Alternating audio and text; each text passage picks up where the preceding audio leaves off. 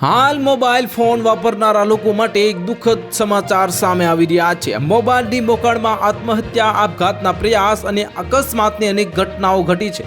ત્યારે વધુ એક ઘટનામાં રાજકોટમાં માલધારી ફાટક પાસે મોબાઈલમાં મશગુલ 12 વર્ષનો તરુણ કાનમાં હેન્ડ્સ ફ્રી ભરાવી અને જતો હતો ત્યારે અચાનક ટ્રેન આવી ચડતા બનેવીએ શાળાને બચાવવા દોડ મૂકી હતી, પરંતુ કમનસીબે ચાળો બનેવી બંને ટ્રેનની ઠોકરે ચડી જતા બંનેને કમકમાટી ભર્યા મોત નીપજ્યા હતા અને શાળા બનેવીના મોતથી બંને પરિવારમાં અરેરાટી સાથે ગમગીની છવાઈ જવા પામી છે, તો બંનેના મૃતદેહને વતનમાં લઈ જવામાં આવ્યા છે।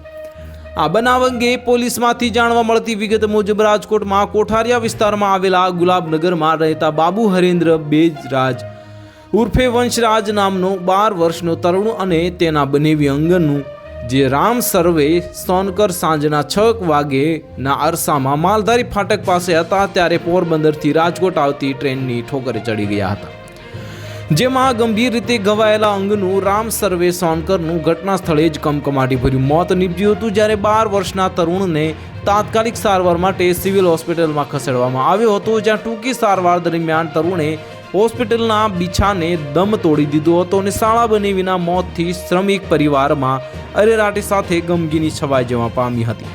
તો હાલ માટે આટલું જ, મળીશું નવી અપડેટ સાથે। જો તમને અમારા વિડીયો પસંદ આવતા હોય તો વિડીયોને લાઇક કરી દેજો, ચેનલને સબસ્ક્રાઇબ કરી બાજુમાં આવેલા બેલ આઇકનને દબાવી દો, જેથી તમને આવા સમાચારની અપડેટ મળતી રહે।